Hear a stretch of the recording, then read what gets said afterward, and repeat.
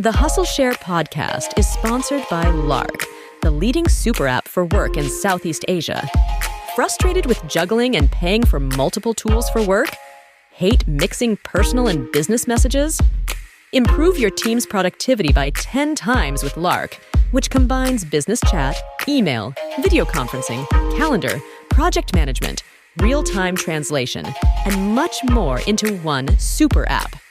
Trusted by companies like Xiaomi, Glints, Kumu, and Mamalu's. Get it for free at larksuite.com today.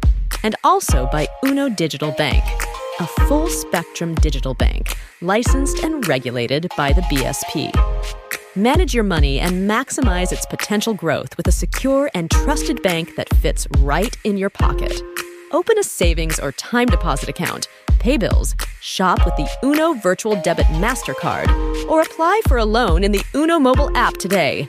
This podcast is brought to you by Salmon, your trusted source for all your financial needs.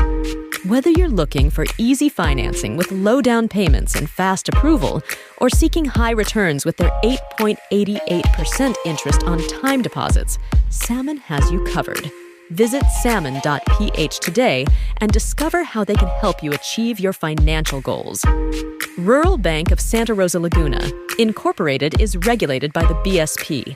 Email consumerAffairs@bsp.gov.ph. Deposits are insured by PDIC up to 500,000 pesos per depositor. It was a lot of fun. I met fantastic people. Yes, I met Robert De Niro. I shook his hand. Yeah. Scorsese and all that. Scorsese didn't come over. Robert De Niro did. Chef Nobu did. Wow. Yeah. So there were some pretty big names. Mm-hmm. I met Theo. I met Kelly Rowland. Welcome to Hustleshare, the podcast that features the daily grinds of unique hustlers around the world to show not our differences, but that our hustles are very much alike. Now here's your host, Ronster Baetiong. Welcome to the latest episode of Hustleshare Podcast. I'm very excited to have this woman in this episode because I've known her for quite a while, probably almost over a decade, but it's been a while. It has definitely been a while. Since I last seen her, and I heard of her from a random conversation that we've had with Vince Rocha, who we recently had on the episode to talk about Milo Speech Buddy. And again, we're talking about investing in startups, and we've come a long way from our very dark days where only literally there's like two games, two guys who invest heavily, but now there's a lot. And whenever I see one that's ready to share their journey, I don't skip a beat. I would love to feature them because they need to. The same way founders need to be heard, investors need to be heard. But without further ado, let's welcome the founder of M Squad. Yes, Miss Erika Aquino. Whoop, whoop. Hello, Ron. How are you? How have you been? Again, you asked me the same thing. Yes, but prior to recording. Yes, exactly. Before, that makes me emotional. When I was like, "How are you?" Like, oh my God, that's such a loaded question. I get it. Yep, I've been there. But now, I'm great. There you go. That's good to hear. Yep. But again, so you've been doing a lot of amazing work, and I can't wait to dissect every single stuff that you've been able to do. Because I've been wanting to get Richard here as well for the longest time, but he's an elusive guide, being a daddy out there. Yes, and he is over there in Singapore. He darts back and forth. Sometimes he's here, but when he's here, his schedule is unbelievable. It's packed. I'm telling you. Yeah, but again, this is all about you and why you invest and angel invest in startups. But before I get carried away, Erika, I need to ask you the $1 million question. Sure. Erika, yes. What's your hustle? My hustle is I am an angel investor and strategic advisor for different companies in 5 countries and 3 continents. Yes. That's amazing. Again, this is something that I always like to have because again, there's a lot of fundable startups here. Absolutely. There's a lot of startups that are hilaw. Okay. Absolutely. Yes. Now, what being here for the longest time. This is my third startup. I have an L. I lost my first startup. When I met you, my second startup, I got lucky. I got acquired. Right. So 1 and 1. The jury's still out with this current startup 5 years in. 3. Yeah. Yeah. Well, oh my God. It's the hardest one by far. But I kind of now understand. Before, I'm so naive and very, very founder focused lang in saying, I feel offended when people say that I'm hilaw. Well, you should actually take it with a grain of salt, and you should know why you are hilaw. Exactly. Yeah. And that's what I want to dissect later. But before we get carried away. In fact, I have some fresh conversations and fresh ideas that I do want to share. So, so stick around till the end because we will be discussing this heavily. But before I get carried away, we need to go all the way back and understand first the origin story of one Erika Aquino. Because we're going to have to ride the Hustleshare time machine. Yes, that we are going to do. There you go. All right. Okay, I love your origin story because again, for full disclosure, for those people who don't know, I've been saying, I met Erika when we were technically co-investees of Kickstart during the very, very early version of Kickstart. Erika was part of Lendo. It's still, oh no, wait, not anymore. Infinit-O. There you go. And I was one of the earlier investees also of Kickstart. So shout out Kickstart homeboys. That's where we met. It's like, well, because every time they do this Raid the Fridge, that's a public one, but they also throw this founders breakfast, which is really nice. Yes. And we meet. But Erika, before we start anything, I want to understand the origin story. Because I'll just segue a little bit more muna. I remember vividly what Vince told me. Because she also, again, coincidentally met him in Kickstart when he was there. For some weird reason, Kickstarts are always the origin story begins. When he pitched out, you said that he reminded you of her dad. I want to understand what the first exposure was of yours in terms of hustling, and what were the learnings that you directly or indirectly got from the people that exposed you to hustling. Hustling. Okay. Oddly enough, my hustling story started later in life, right? Okay. I was a corporate girly from the beginning. Okay. I watched my dad go up the corporate ladder. I wanted to do the same. I wanted to carve my own thing as well. Okay. I started. Where did I start? I actually started as an intern in Philippine Shell, Philippines, like Shell Oil. Wow. I would go around the different gas stations promoting our, some motor oil. No, it wasn't. It was gas. So I worked at the gas department, retail gas. Okay. And we had a lot of promos, and I would kind of push those promos out. Wow. And then I did some work. I'm pretty diverse in terms of. Okay, then that's what we want to know. We want to understand the skill stack of who made you who you are. Yeah, I also did some writing and internships for magazines. Okay, because I loved writing. As a child, I loved writing. I was, in fact, editor-in-chief of my school paper in grade school. So, and I really liked writing. So, and magazines back then, this was the 90s, the 2000s. Right. They were the thing for young women. Okay, 17 Magazine, Cosmo, they were the thing. Yep. And so I did, I also did an internship in 17. I did, one of my first jobs was a assistant editor for a music magazine back then. Wow. Yes, of a defunct record store. Okay.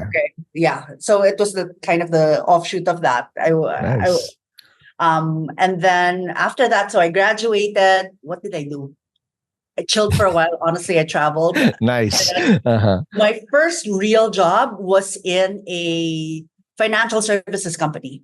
Okay. I did direct marketing. I did business development. I was really on the marketing side. So I graduated with a degree in marketing communications. Okay. Yep. From UANP, you're a dragon. Yes, I am a dragon. So my thrust was really marketing, comms, that sort of thing. Yeah. Okay. I moved to another financial institute. I was in financial services for quite some time. Okay. I even went to Malaysia. Okay. And then when I got back from Malaysia, I got a job as PR manager for then Mandarin Oriental Manila. Man, I miss that hotel. I swear to God. I know. I mean, it's sad when I drive by. I'm like, where's the Mandarin? Yeah, well, there is a new one opening. Yeah, but it's not the same. It's not the same. Like, honestly, I still think of the restaurants there. The food was fantastic. But anyway, I digress. But yeah, so I was in public relations for Mandarin Oriental for 4 years, I believe. Yeah, 4 years. I handled all the press releases, shoots, etc., etc. It was such a fun job, to be honest, and that's really where I widened my network. Okay. That's really where I kind of learned PR and just dealing with people. And even as a child, actually, speaking would come naturally to me. Communications was something I was good at. Yep. And I the gift of gab. Gift of gab. And that was where I actually got to exercise that. Right. I even hosted like a few Easter hunts and nice. Like and it just it was fun. Okay. But then I thought something I want something more. Okay. Right. And then Lendo came. So yes, the startup. It was with Richard Eldridge. Shout out. Yes. So hey Richard. So Lendo again at the time it was an easier lending facility using one person social media as a thing. I was the business development person. And we were able to grow that actually. That grew quite well. I believe I remember putting this on my CV after I left Lendo. I grew from, and I took note of this, it grew from I think 10,000 users to 500,000 users under my time. Holy shit. Okay. Wow. Yeah. Okay, so wait, I'll do a deep dive on this. Right. Because this is where, first off, I always say that startup founders are a little hilaw. A lot of startup founders, and I was like this before too. Don't get me wrong. It's not like I'm throwing shit to people that what it is. Every startup founder has a high ambition. They vary in terms of degree and whatnot, but we're ambitious by nature. Right. But where real entrepreneurs and founders or entrepreneurs, the first hurdle you have to get through is whatever when you talk big, you got to back it up. Absolutely. And the most important thing you need to validate is, can you grow your startup at a massive scale? So when what was the numbers again? 5,000 to? From 10,000 to 500,000. Holy shit, that's amazing. In a span of a year and in 6 months. And lending as we know it now it's not the same lending 10 years ago. Oh, absolutely. 12 years ago. So how did you get this done? Because this is quite the hustle. Okay, so I think with every startup or with any business, you need clear KPIs, especially for how you are going to grow your users and at what cost. Yes, okay. CAC, and customer acquisition cost. CAC and LTV. And back then, the CAC was really, really like my challenge was to have CAC that was really, really low. Yep. And I mean low. Cheap. Like dirt cheap. And as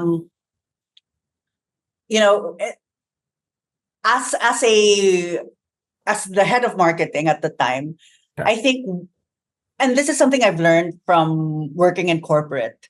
If you do not know something, you delegate it or you hire somebody who can do it for you. Correct.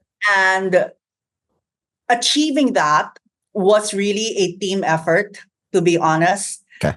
And you hire a good digital marketing person. You hire really good customer service teams. You hire really good business development people. And you need that synergy and creating that, basically creating that vision for the department and go everyone working towards that. what I remember is back then, everybody had their own OKRs.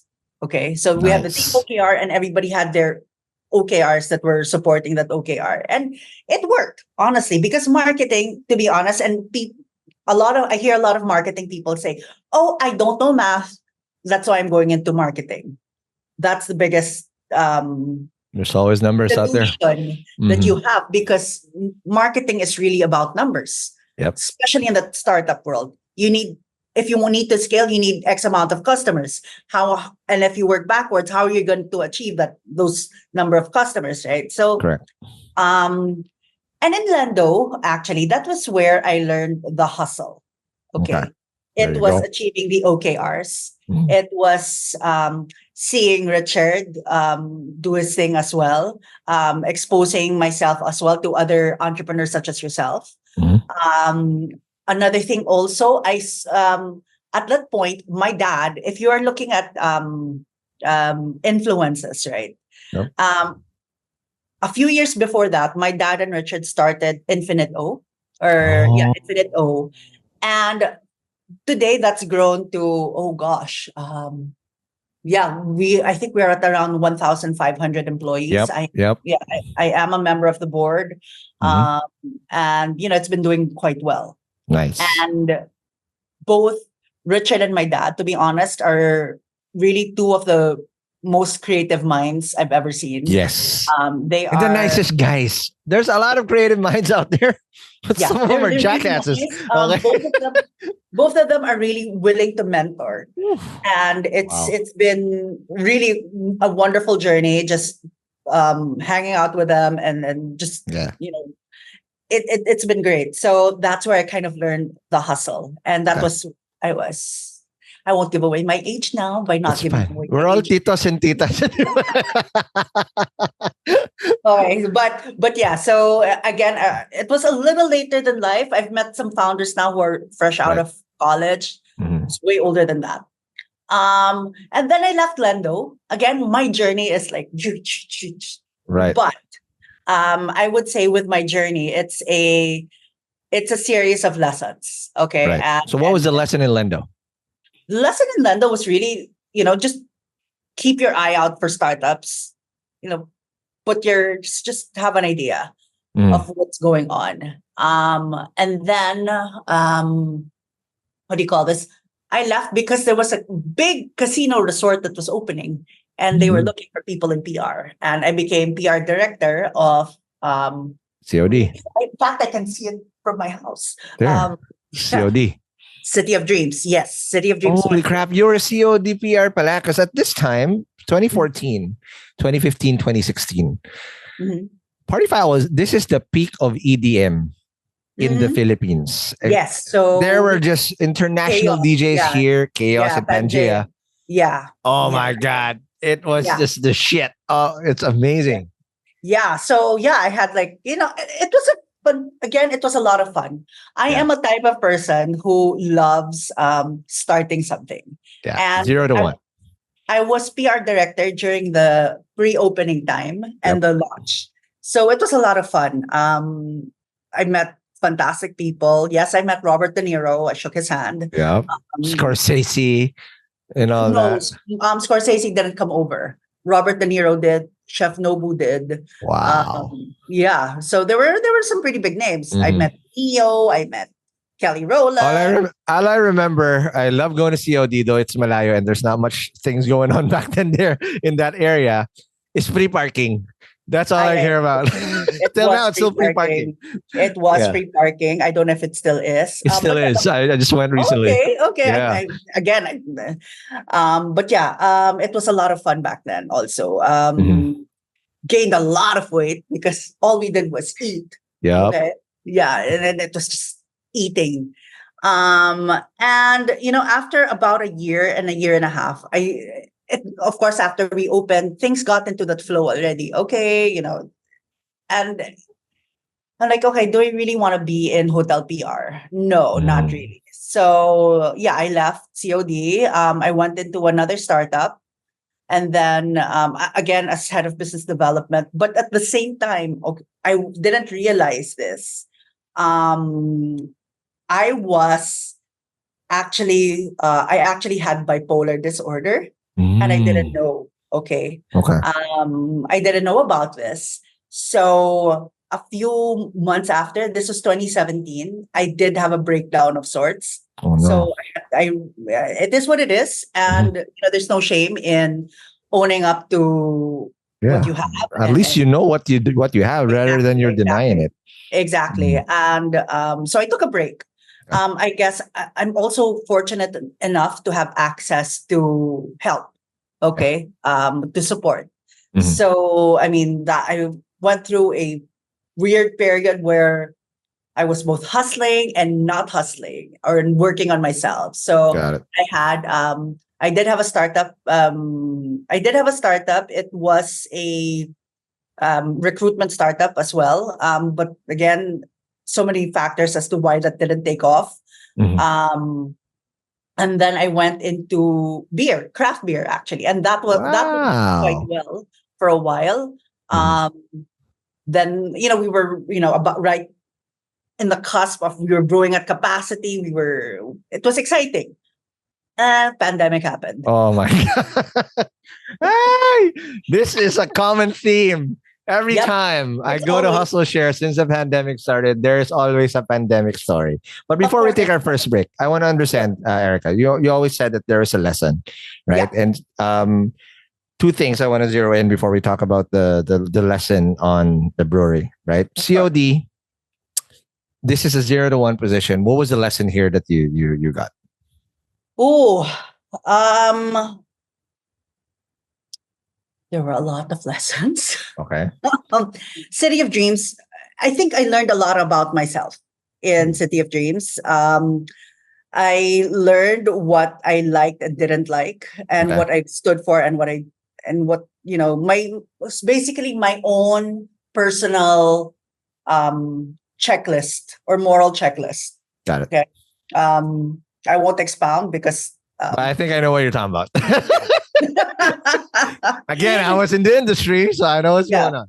Mhm. yeah. So it's a very how should I say this? It wasn't me anymore, Mm.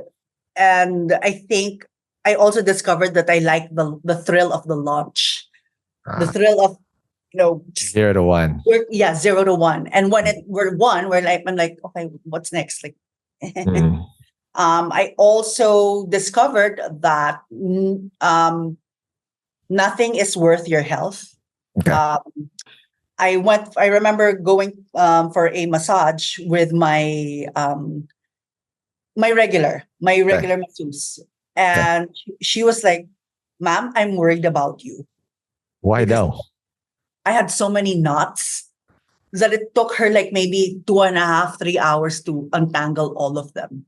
The lamig at the back. Alam mo, yeah. Holy shit. Like sabi niya, "I'm worried. Miss Erica, I'm really worried for you." Oh man. And I mean, I was gaining weight. I was, I wasn't sleeping. I also like, what else?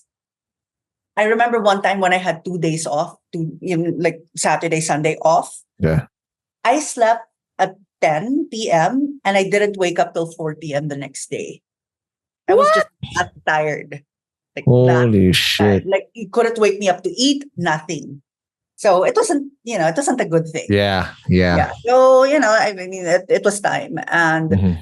and yeah, so I left. And then all these things happened, Right. and yeah, And then for Suited, technically the startup. So again, what yeah, I like about this is where it matters so much as an investor. If I'm yeah, I'm looking at as a startup, that the investor that comes into my cap table has mhm, tried it before, whether they're successful or not, but right, you know what it feels like to be a founder or be right, a founding member of a startup because yes, it's absolutely, yeah. fucking hard.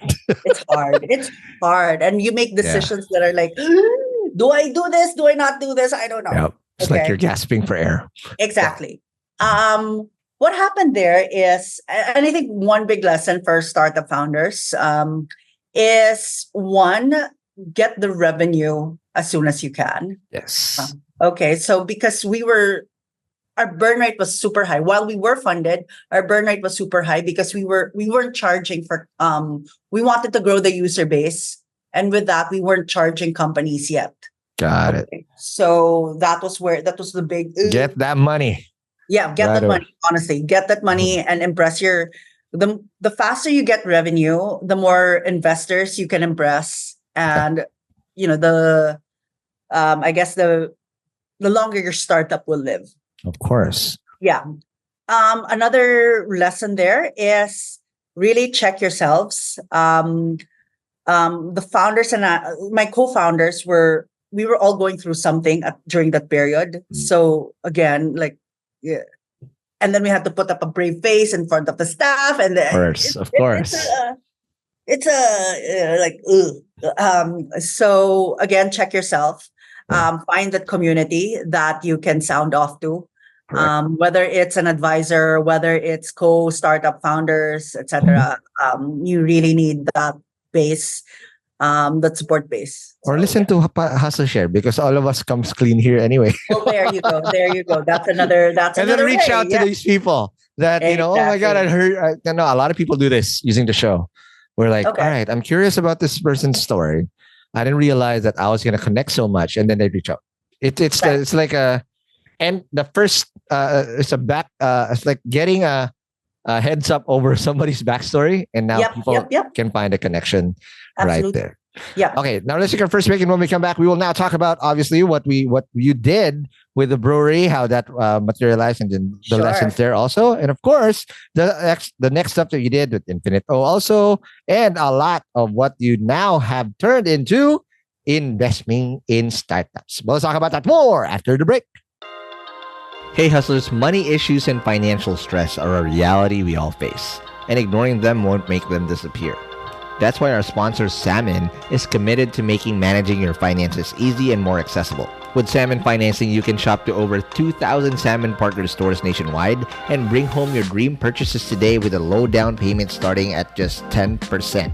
Plus, it's super easy to apply. Just one valid ID is needed and you can get approved right then and there. No need to wait for payday. Just take what you need now and pay for it over time. And if you're someone that's looking for ways to grow your money, Salmon's time deposit accounts at the Rural Bank of Santa Rosa, Laguna, which is regulated by the Bangko Sentral ng Pilipinas, offers a fantastic 8.88% interest rate for a 12-month term for deposits of more than 500,000 pesos. That's currently the highest rate in the Philippines. Deposits are also insured by the PDIC with up to 500,000 pesos per depositor, so you know your money is safe and secure. It's definitely a great way to make your money work harder for you effortlessly. Since launching in 2022, Salmon has raised over $60 million and is backed by industry giants like the IFC, ADQ, and Northstar Group, ensuring they're a reliable partner in your financial journey.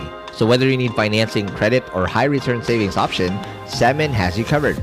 So visit salmon.ph today to see how they can help you achieve your financial goals with ease. Again, that's salmon.ph. Finance made easy with Salmon.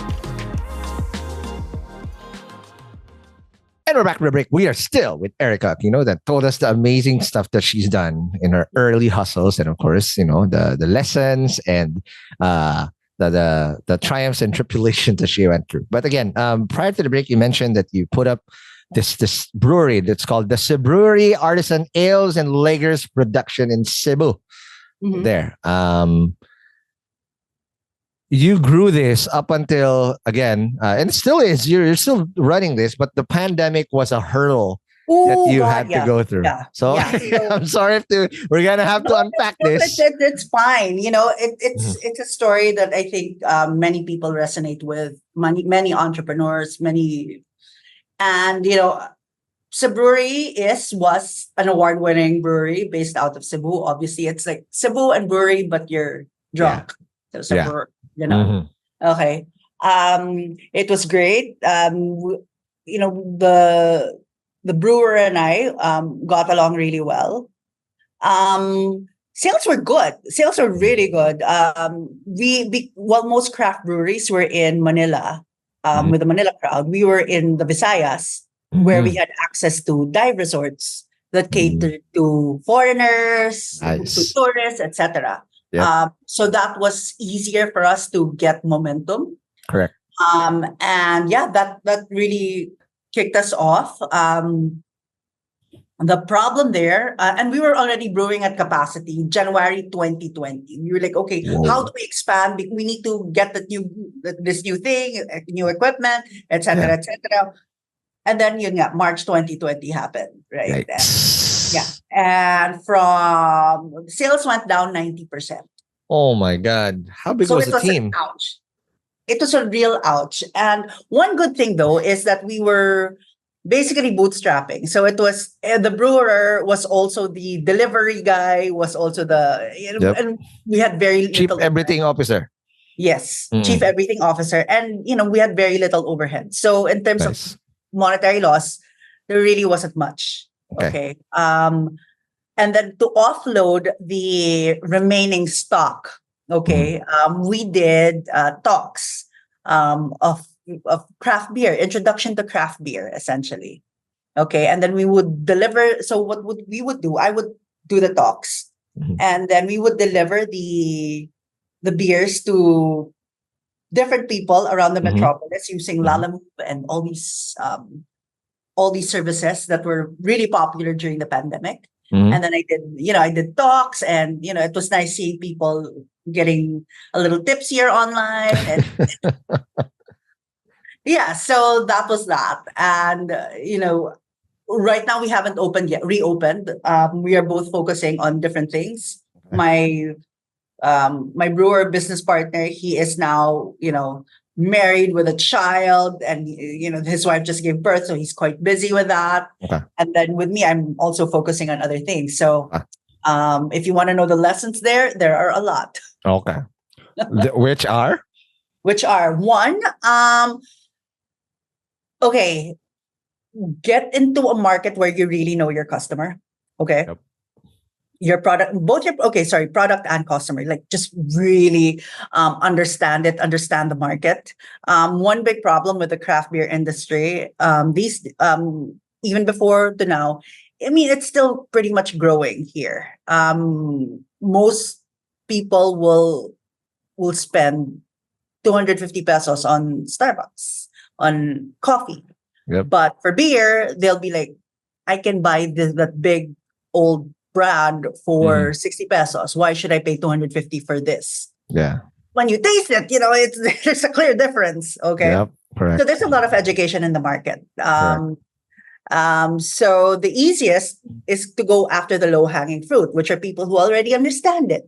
And for us, it was people who are tourists, who have craft beer in their home countries, and who understand what craft beer is about. So that was that.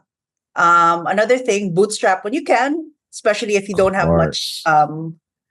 much capital yet, or if you're self-funded, just bootstrap. And and know when to go. I mean, don't force it. And if you need to offload, just get creative with the way you offload stock. But otherwise, know when to exit, know when to bow out. When circumstances aren't playing in your favor, it's okay to just not to stop. Yep. Okay. Sounds good. Now, this also concurrently was happening along with Infinit-O. Now, I'll just say my own anecdotes.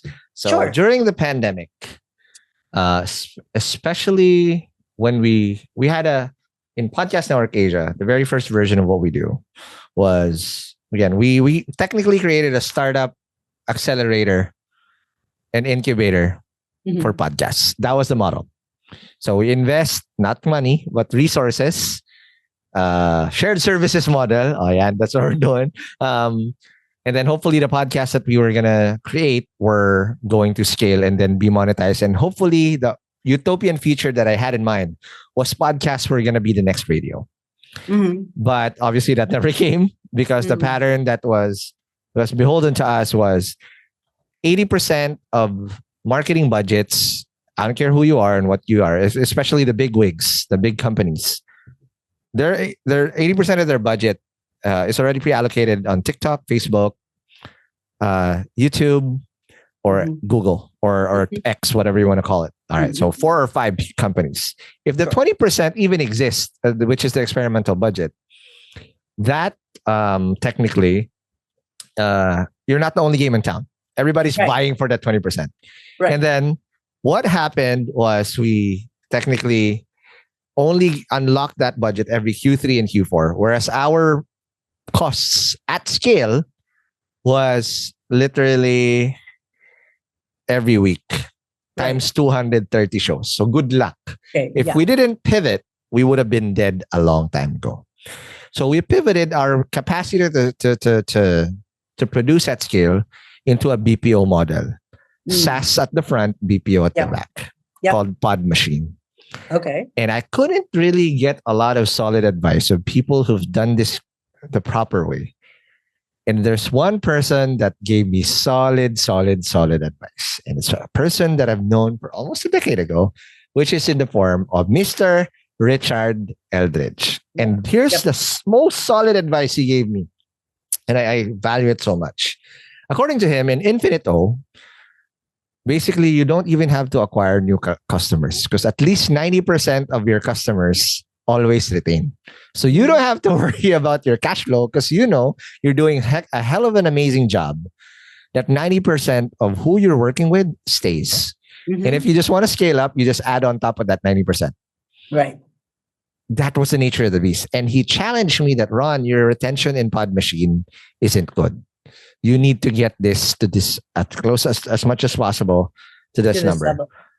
Still working on it, but what the icing on the silver lining is we finally got to another layer where we actually got funded because we have a new business model. But we survived the lowest of lows. But that mindset really set me from the mindset of most startup founders where I need to raise because we're gonna die. That mindset went from that to focus on your retention, focus on your revenue, you'll be just fine.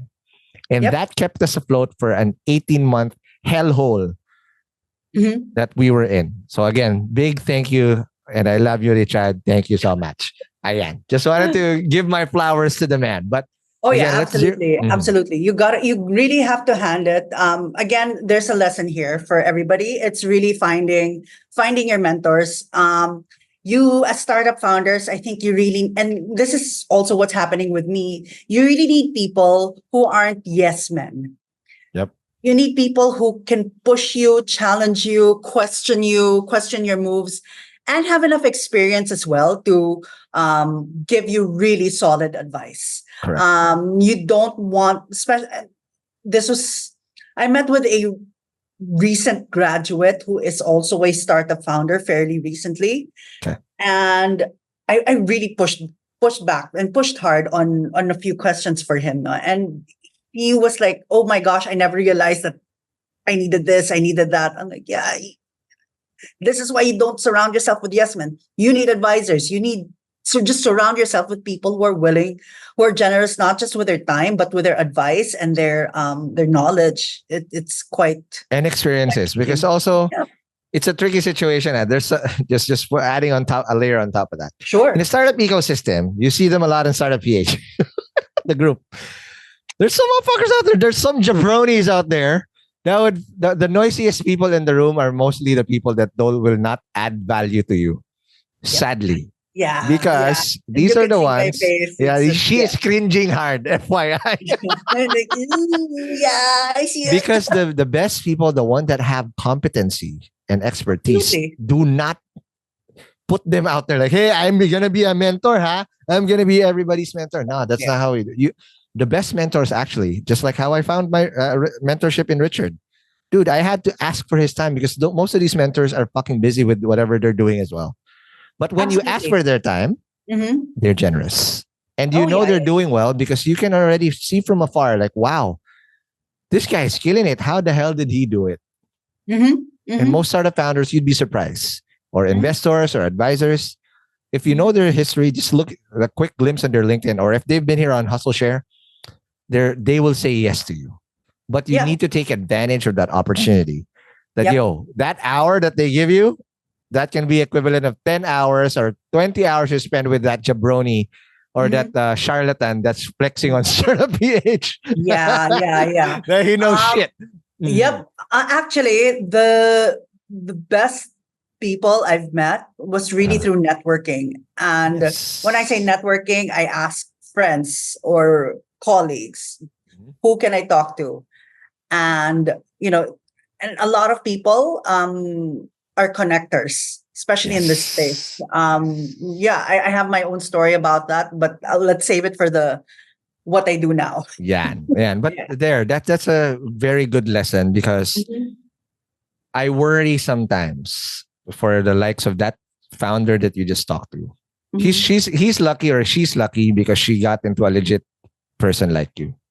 Yeah. I worry that some of the founders end up in the wrong hands and they get Oh, the wrong mistake. absolutely. Because for me, here's a barometer. It's gonna be hard for me to take you seriously as a founder if I haven't seen you. What's your scorecard? Yep. Okay. Yep. Even if you failed, it's okay. But how big did you get that startup for? Mhm. And what did Mhm. you learn? And did it Mhm. actually humble you? Did Yep. you learn? Did you become a better person? Did you become a better founder? It's not about, hey, did you exit bad? Did you whatever? No, it's not about that. It's what Mhm. type of less did you even push hard enough? Mhm. And the second barometer I have is why do you do it? Like, are you Yep. trying to be are you trying to chase clout? Are you trying to be a Mhm. narcissist? Whatever. You have to measure their heart. Oh yeah. And you can easily tell within the first 5 minutes Mhm. if this guy is just trying to stroke his own genitalia or Yep. not there. Yep. Yep. Yep. Yep. Gosh, I have really a lot more to say about that. Okay, we will Okay, get there let's now. Okay. let's go back to us. Yeah, okay. So Infinit-O muna. Okay, Yeah. Infinit-O. Sorry, we went on a tangent there. Yeah. That massive that amazing advice that Richard said that, oh my God, that's such a business. Because if you have a profitable model and 90% is retained, you're gonna be just fine and you just keep building on top of what you built. Mhm. What did you guys do in Infinit-O? And by the way, shout out to Dan Ong, my former colleague in Groupon, your CFO. What's up? The big boy. I will still cook you in basketball. There you go. Okay. No, I'm injured now. He's gonna kill me. He's 6 foot whatever. But yeah, what did you guys do in Infinit-O to have such a great retention? And what's the secret to getting that? Okay, just full disclosure, my involvement with Infinit-O was really more on the foundation, but I can talk about it later. Yeah. What I like really about the culture they established Yeah. is that overall mantra of malasakit, compassion in Yes. English. It's compassion, malasakit for colleagues, it's malasakit for shareholders, it's malasakit for their customers. Okay, so it's really about understanding the needs of each of the stakeholders and catering to them while making sense for the business. Yeah. Okay. Um I can't divulge too much details of what Of they do course, of right course. Don't now. say, don't put the trade secrets. Hala, but Richard's gonna but kill I me. can Okay. yeah, but I can actually say that it's been around for what, 17, 18 years? I don't remember anymore. And they Yeah. started with, and this is how I learned, like, okay, bare bones hustle. Yep. It started in the back of the Starbucks of, fronting Salcedo Park. Okay. Okay, there's a Starbucks there. There's Yeah. the office behind it. That was the first office of Infinito. Wow. Yes, That's yes, where the old buildings are, huh? yes. And Yes. they used to say Starbucks was their conference room. Wow. Okay. And my dad being the executive who he used to work in Philippine Airlines. Yeah. Yeah. People really catered to him. He wasn't afraid to roll up his sleeves and like Yep. knock on doors in the US and Mhm. wherever to get new customers. Okay. Yep. And he wasn't afraid as well to speak with the team, the staff, as they kept growing. They weren't afraid. He wasn't afraid to like, hey, how are you? He would walk around Yeah. the cubicles and ask, what's up? And I believe Richard also told me one thing about my dad. He said, Okay. um, be nice to everybody from, your colleague down to The security guard. security guard, because you take care of them, they take care of you. Yep. And it's true. It's absolutely true. And that was my one big lesson, actually. My dad in 2010, 2009, I believe. Okay. He got sick. He actually had a stroke Oh, no. in the office in that no. building. That's his first stroke. Wow, the way people rushed in to help, it was amazing. It was really nice to see. I saw so many get well wishes. I saw so many, just the community reaching out. It was really nice to see that, and I think it was due to the fact that you just really have to be kind. Sorry, not Yeah. nice, kind. Those are two different things. You have to be Correct. kind to Has to be everyone. genuine.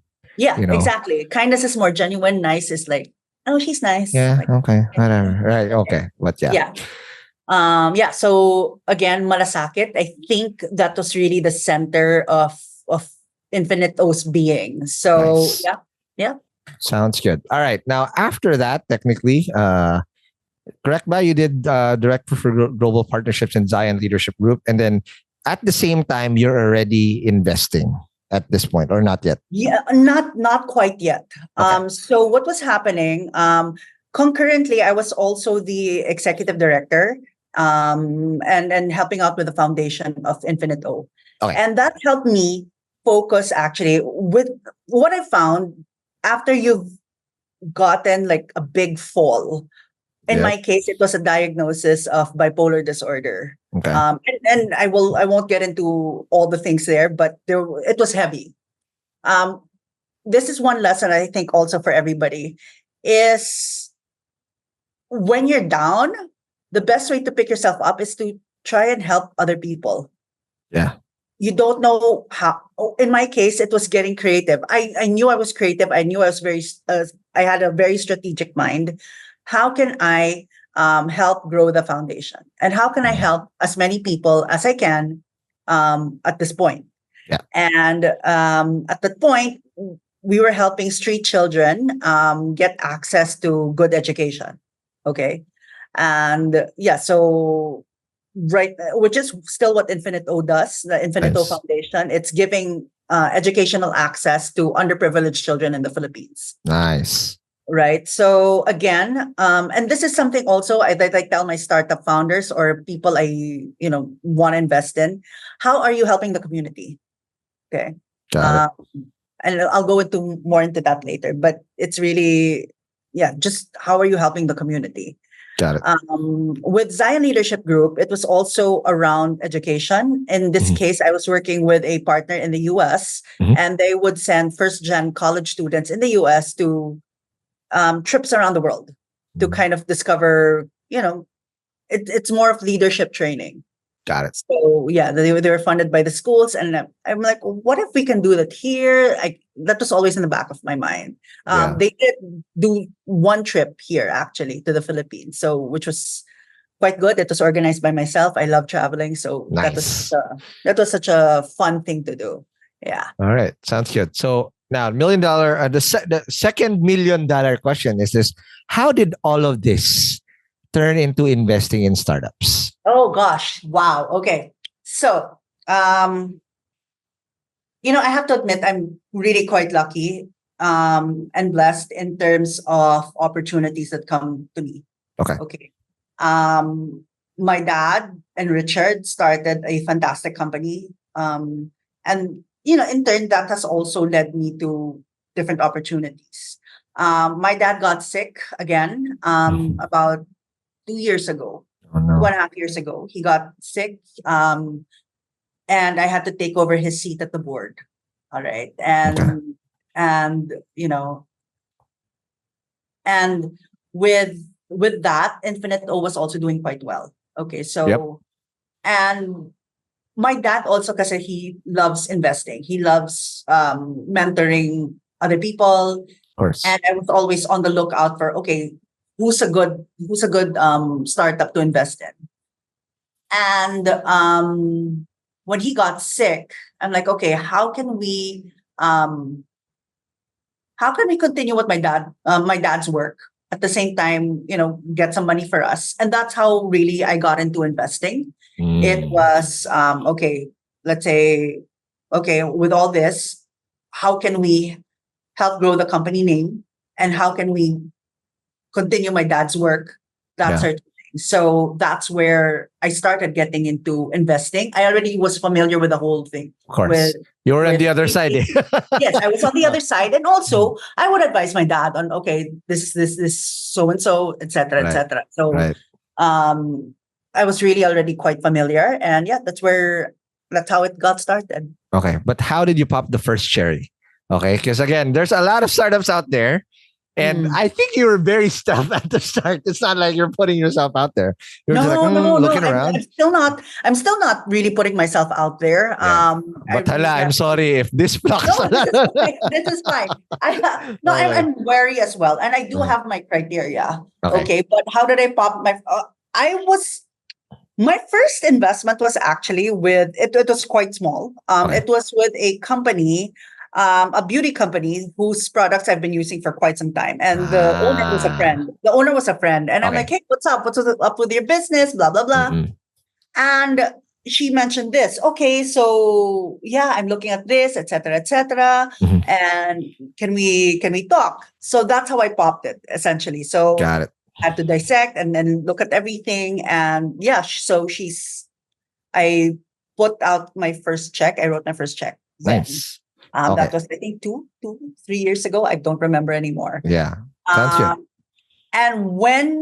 And with my brother, we developed kind of this mindset. Okay. Has to have profitability, or some path to profitability. Okay. And it has to have purpose. Okay.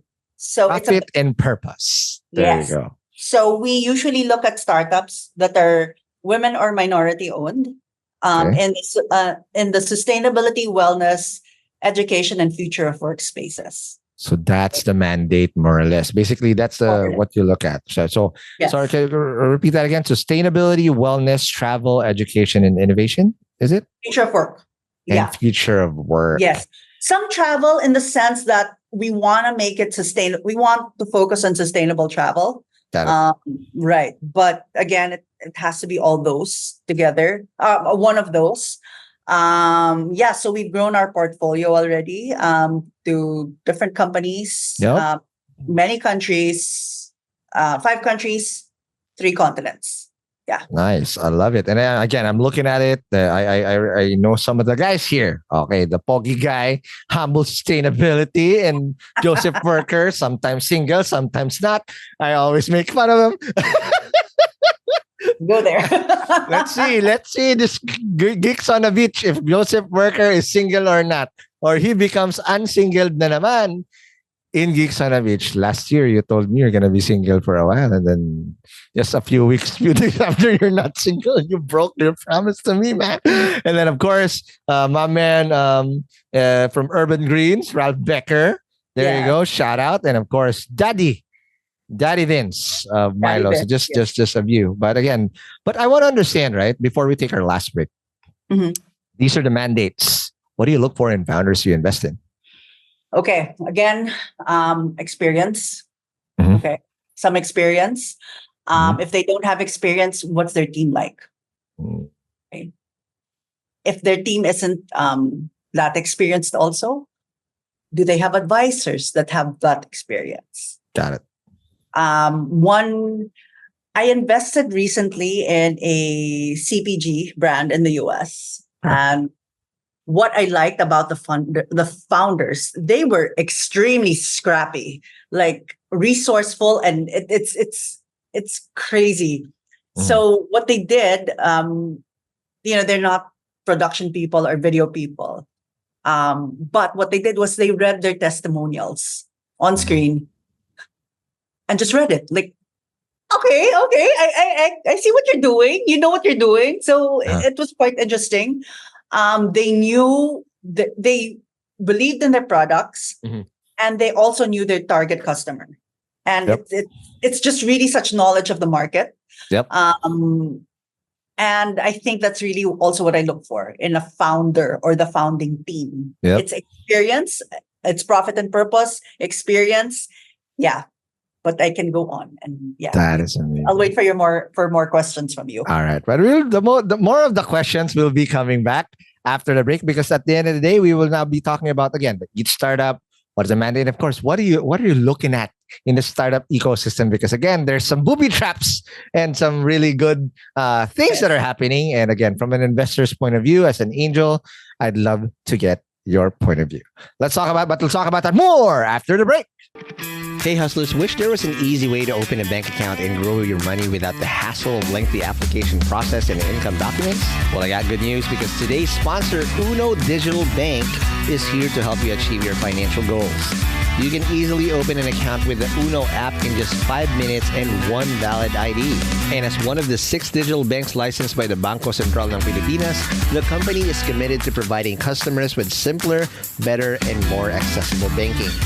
Last year, Uno Bank was recognized by the Asia Banking and Finance Awards and bagged the title Open Banking Initiative of the Year due to the success of its partnership with GCash, one of the Philippines' leading mobile wallet platforms. And with the Uno mobile app, you can access an hashtag Uno Ready savings account and enjoy daily interest crediting. With their hashtag Uno Earn or hashtag Uno Boost time deposit accounts, you can enjoy a high interest rate of up to 6.5% per annum. Enjoy monthly payouts with hashtag Uno Earn and flexible tenors with hashtag Uno Boost.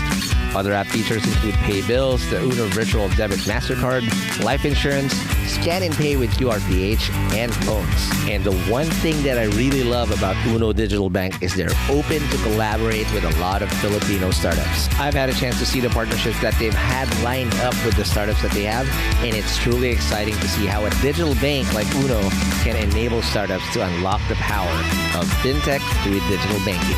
So if you're ready to elevate your banking experience, download the Uno mobile app today from the Google Play Store or App Store. Or if you want to collaborate with them, I'll be happy to give you an intro. Just shoot us an email at hello@hustleshare.com.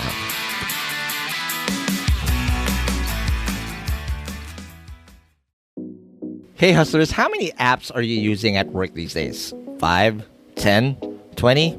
Let's face it, there are chat apps for internal communication and emails for external, Cloud Drive for docs and wikis, calendars and video conferencing, spreadsheets and project management software, and probably yet another tool to connect them all. It is a mess. And if you're collaborating with cross-border colleagues, partners, or suppliers, it gets even more complicated. And don't you find it disruptive when your personal and business messages get mixed up? And if this sounds painfully familiar, switch to Lark, the leading super app for work designed to increase your team's productivity by 10x at an unbelievable fraction of the cost. With Lark, manage projects, chat with your team, build a knowledge base with wikis, and automate workflows such as approvals without code effortlessly from one app. No switching or integration needed. Join fast-growing companies in over 125 countries, including Xiaomi, Glint, and the Philippines' very own Kumu and Mama Lou's, who trust Lark as their workplace super app. I've started using Lark myself for our pressure washing business service, Pop-Up Pressure, and I'm totally loving it. Want to see how Lark can revolutionize your business? Click the link in the description or download Lark for free at larksuite.com. That's larksuite.com, the productivity super app every business needs. And we're back from the break. We are still with Erika Aquino. Then told us why she is now and how she got into the angel investing game. Okay, another $1 trillion question. I haven't asked this $1 million questions out there. Okay. So let's just, from the vantage point of an angel, I'm pretty sure you've seen so many startup founders now shoot their shot. But again, at the start of the podcast, you mentioned there are founders that are hilaw, then there are founders that are hinog. Mm-hmm. Let's talk about first those who are hilaw, and why are most founders or some of the founders hilaw and they don't even know it. And how do you know it's someone that might be hinog down the road after you met with them? Okay. First things first, impressions, general impressions, right? So I meet a startup founder.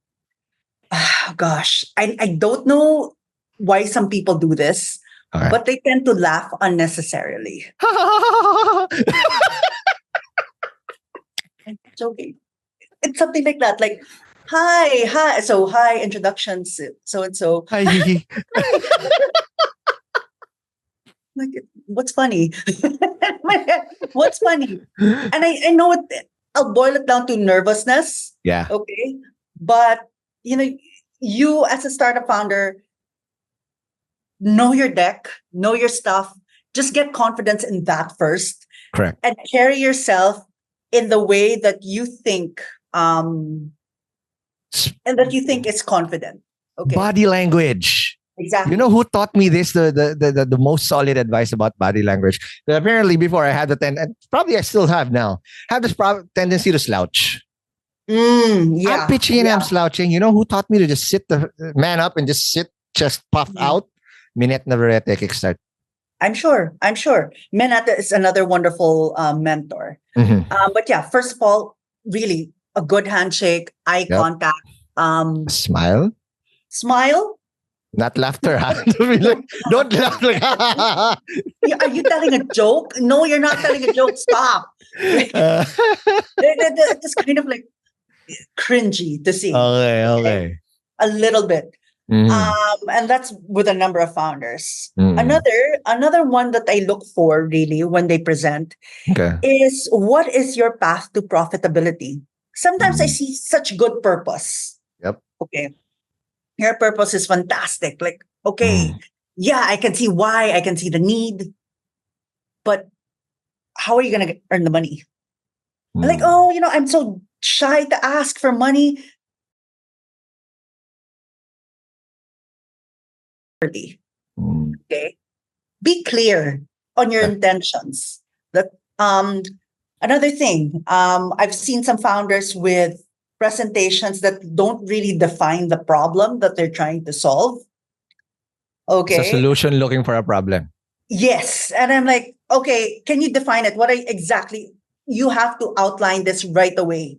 And you have to, I can go into more with deck arranging, but right. Set an appointment na lang with Erika if you want. Set an appointment with me, send me a message or whatever. But it's not. But anyway, another thing that I look for really is the team. Tell me why you're the best person to do this job. Problem. Exactly. Founder market fit. That's what it's called. There you go. Tell me why you are the best person for this job. And if you're not the best person for this job, why is the team the best team to assemble? Okay. Correct. Why are they avengers of that product or service? Yep. Okay. And as an investor, I also realize that at this early stage, you may not have you may not have revenue, you may not have profitability, but I am investing in you, the founder or the founding team. So you better tell me why you are the best person for this. Fairly recently, I invested in a company in the US. It's a two-sided marketplace for funders and founders called Cherub. Okay. Cherub, as in tiny Cherubin. angels. Like Cherubin in the Philippines. Exactly. So, Exactly. So they didn't have a product yet. They didn't launch yet. But they were able to entice me. Why? Because the two co-founders were amazing, two amazing women, one of whom, Jacqueline Johnson, she was a two-time exit. She was a founder with 2 exits already. Okay. Her co-founder, Angeline, she had her experience in terms of product, in terms of everything. So, I'm like, okay, pretty solid. And then they had a clear path to how they were going to get my money back and more. Okay. And I mean, and multiply it. Like the road to 100 million. Yeah. That was an exact slide. And then they cut a clear path for it. And while, of course, things happen that may not necessarily get that straight path, at the very least, they knew how to execute that. Correct. Okay? And that is what I don't see sometimes in decks here. Yep. Okay. Like, where is your path to profitability? I don't see it. If ever it's an attachment. No, don't. You're talking to an investor who wants their money back. Correct. Give them that path to how you are going to grow. Yep. Okay. Another thing that I see as well, that yung pagkahilaw or really raw. Mhm. It's I think it's the ability to not communicate well what you're trying to do. Okay. Yes. So all a few times I've asked, how do you summarize what you do in one sentence? What's your value proposition? Okay. And a lot of them are like, blah, blah. Okay. Right. No, no. So if you're not clear, how the hell will the investor understand? Exactly. Mhm. And if you're not clear on what you want, Yeah. why will the investor give it to you? Correct. Okay. And yeah, so that for me is just a whole lot of how I can go on, honest, to be honest. But of course, now let's go to the flip side. What Mhm. about those investors the startups that are ripe or hinog in your, what do you see in them? Because it doesn't have to be perfect. Every startup founder and every startup is flawed, but Yeah. there are going to be some outstanding qualities in that team or in that startup that's like, all right, the risk reward is worth it, right? Yep. What do you see in those founders that or startups that you typically invest in, or you think are ripe, even if you don't invest in them yet? The biggest quality, the best quality of a founder is their ability to bow out. Okay. So their identity isn't tied to the startup. And at the same time, they know when to exit and how to exit. Yep. Okay. So when I've asked, okay, what's your exit here? What's your exit plan? Mhm. They know exactly what to say. Yep. Okay. I want this, that. And this is my path to profitability. I'm going to exit here, etc.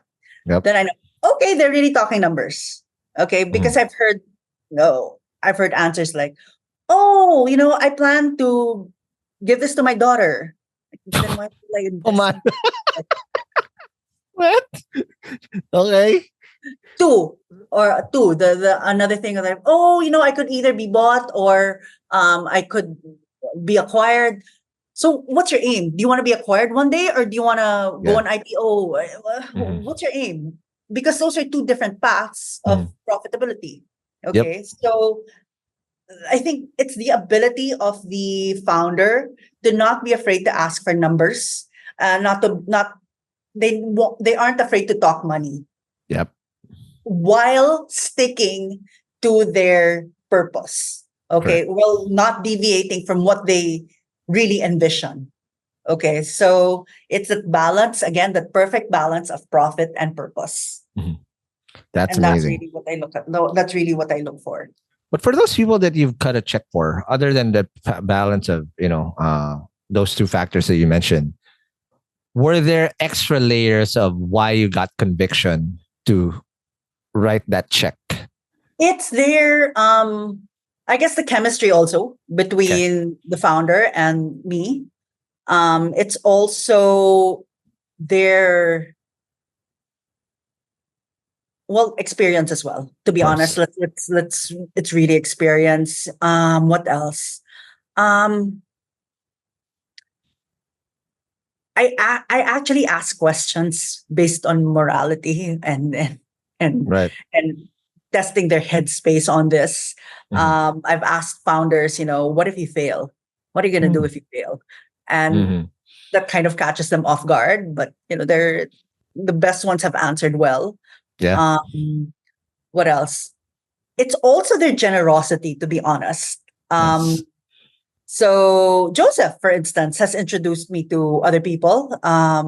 Vince of Milo reintroduced me to you. Right Um, up. Mhm. what else? Jacqueline, the founder of Cherub, introduced me to a wider network of amazing funders and founders. Yep.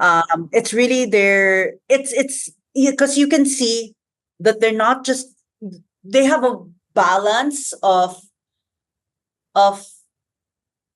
their life and their business. Right. Okay. So it's again that equal generosity of time. It's not Yeah. just, it's about me. It's Nope. the willingness to give as well.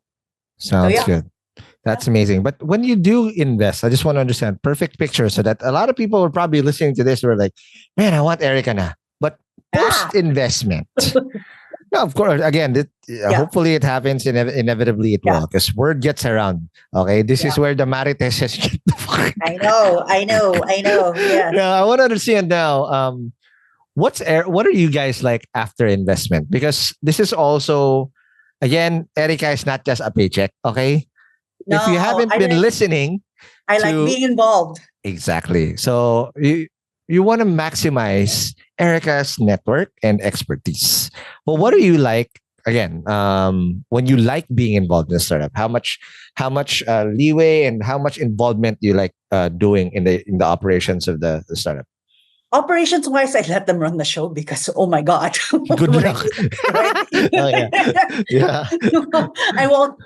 But Mhm. when a startup approaches me for something like with a problem, I'm Yeah. always ready to like bids. They'll usually call. Ralph Mhm. usually calls. I'm a phone call away from my founders. I have another one in the States where they do regular events, and I try to go to those events as much as possible, Nice. just for support as well. It's really Mhm. about promoting that startup also. Mhm. I use their products, promote their products on social media, or refer them to others. Mhm. I'm very generous with my network and my time for people who are also willing to do that for me. Mhm. What else? Yeah, I honestly, whatever they need, I'll try and There you go. try Okay. if I have the resources, if I have the time, then absolutely. And if I have the advice, absolutely, I will try and help. But operations wise, I'm pretty standoffish Okay. because There you go. Now, last. you invest in a founder because you trust that they'll run the operations well. Of So course. exactly. So Yeah. you know, Yeah. So that's the type of investor you want. Someone who doesn't fiddle around, because they're no, betting on you that you know what the fuck you're doing. Technically. exactly, Right. exactly. Yeah, All right. Now, last few questions before I let you go. Okay. sure. I'll zoom into PR and marketing, Erica. Okay. Okay. There's a lot of people when a lot of first time founders, when Mhm. they invest or they ask for investment, and it feels like a gut punch whenever I see when I ask this, and it's usually in a startup deck. If you're a first time founder, you should have a use of deck. What is a use of? Use of proceeds deck. Where the fuck are you gonna make? Where the fuck are you gonna spend that Needs to, money? yeah. Yep. Okay, and this is where I really cringe. Like, agouch, don't do that. Okay, aguy, aguy, aguy. I always say that is when I see a big chunk of the money being spent on marketing. That means you're gonna burn the money, and you have no idea, God forbid, where you're gonna actually spend it. And most of the time, that's a surefire way of losing your runway. Mhm, mhm, So, mhm. as someone who's grown companies before 0 to 1, like how you did in Lendo and multiple other startups, what's your advice for startups in acquiring customers for cheap and leveraging PR as a way to get the word out and acquire customers? Right. My advice: one, use your network as much as possible. Okay, Okay. remember what I said about being kind to people. Yeah. Um, People are willing to help you out. Trust me. Trust me on this. People are so willing to help you out. They are willing to, you know, boost your product, promote it to their followers, etc. Just be kind. Take advantage of your network. Do you know have any influencer friends? Do Yeah. you know of anybody who would want this? Are there any events that you can join for free or for cheap that where you can promote your product or even just network with possible people? Yep. Okay. What else? PR, yes, leverage PR, Mm-hmm. especially those that are in your niche. Yep. Okay. Um, if and when you are going the agency route, make sure they know what they're doing. Yep. Just really make sure they ask for a portfolio, ask the numbers oriented questions. Correct. Let's say for this ad campaign, how much, what is the customer acquisition cost? How much, customers do you think you'll acquire with this campaign? Get to the numbers because that's how you kind of know Yeah. where and how Mhm. good they are in a Yep. way. And your Sounds good. money isn't, you're not burning through your money. Mhm. Okay. Ask for recommendations as well, referrals, Yep. recommendations. Again, it all comes down to taking advantage of your network. Yep. Okay. So yeah, Okay. that's Last question before I let you go. sure. For someone who has gone through a dark time when you're not when you went through, again, finding out that you had bipolar disorder and whatnot, every single startup founder will go through this. Oh, No yeah. one is spared. Okay. Yep. So if you think you're going to be okay, this is torture, but it's worth it. Okay. That's it. A lot of days it's torture. Okay. But again, if you just love your startup enough, you know that it's a cycle. There are ups and downs to this. Absolutely. For those startup founders who are currently in that phase or of the valley of sadness or whatever, that I was there for 18 months straight until Yeah. I recently got out. But I came out a better person with a better understanding of who I am, Mm-hmm. why I do this, Mm-hmm. and why I will never stop until I win in this thing. Yep. Because it was way, way, way, way, way easier to just stop and quit Mm-hmm. when I was there. But Mhm. again, this is bigger than. But for those people who are currently going through that, having gone through that yourself, what will be your advice? Oh, I have a lot of advice actually for people who are going through that. Go ahead.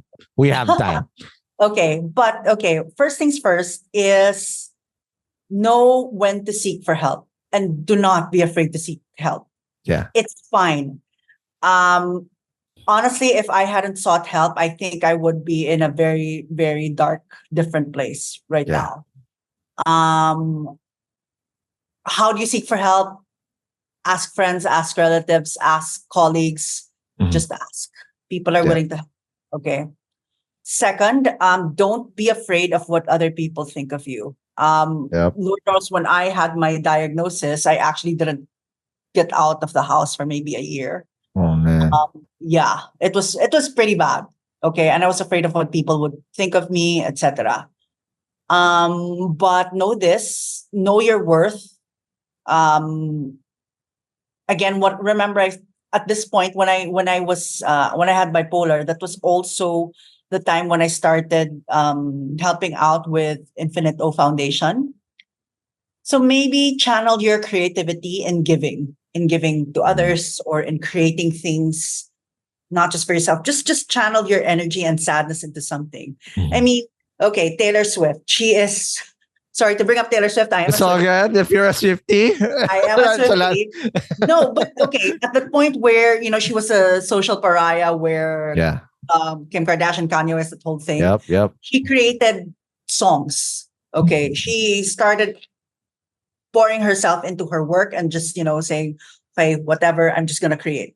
And Mhm. she came out with wonderful, wonderful things that Yep. bring a lot of people so much joy. Yep. And maybe when you focus on, just the little things, like, okay, can I help out an NGO today with what I know? Yep. Can I help out? How can I help out the street children? How can I, maybe I plant a tree? I don't know. Just focus on improving yourself, not for the sake of anyone else, but just for that whole purpose Yeah. of helping out. And that's where Mhm. I think the best therapy that I've ever had came from that. Mhm. If you're down and out, honestly, with me, whenever I feel down or I receive some bad news or something, and it still affects me, Mhm. I give myself permission to be sad for one day. Yeah. Just for today, I'm going to be sad and I'm going to wallow and I'm going to, I'm going to not work out. I'm going to eat my Yeah. junk food and just Yeah. wallow Just bask it in for one day. for one day lang, one day. Mhm. And then after that, okay, what's my game plan after that one day? I'll focus on that game plan. Yep. Okay. And of course, if you slip, sure, talk about it with someone. The point is never bottle it in. Correct. Okay. Don't bottle in your emotions. Don't bottle in your thoughts. that's where I got into trouble in the first place. I never told anyone that I needed help until it was a little, well, hopefully it wasn't, well, thankfully it wasn't too late, but some damage had been done. Yeah. Okay. So yeah, just again, don't be afraid to ask for help. Get creative, help others, help the community if you can, if you want to, and if you have the resources to. Seek therapy, seek help. If you have the resources and the access, if you don't know anyone, talk to other founders. We're all Yes. we're all going through the same shit. exactly. Or if not, they've been through something similar. Yeah, correct. Okay, so yeah, it's just reach out. You're not And alone. be vulnerable. There you go. Yeah, be vulnerable. In fact, vulnerability makes you even a better person Correct. and Makes you stronger more too. attractive in that sense. Mhm. So yeah, That is amazing. Thank you so much, Erika. It's such an amazing, amazing episode. But again, before I let you go, if they want to reach out to you, and again, they're sold like me, where do they go and how do they find out? So my website, Erika-Aquino.com. I think the spelling would be in your Yep. in the show notes. It's in the show notes, yes. Yes, Erika-Aquino.com, or you can reach out to me on LinkedIn or Instagram. Instagram is at I am Erika Aquino. There you go. Yeah, LinkedIn. Erika with a K, huh? There you with go. a K, Erika. There you go. Again, thanks so much, Eric. But before I'll let you go, follow us whatever podcast app you're listening to, whether it's Spotify, Apple Podcasts, wherever you listen to podcasts. And if you also did some jargon, it's going to be the show notes on hustleshare.com. And also, if you want to support Hustleshare and doing content like this, please do subscribe at premium.hustleshare.com. Again, Erika, thank you very much. Thank you. Thank you very much. All right. And I'll see you guys in the next episode. Okay. Peace.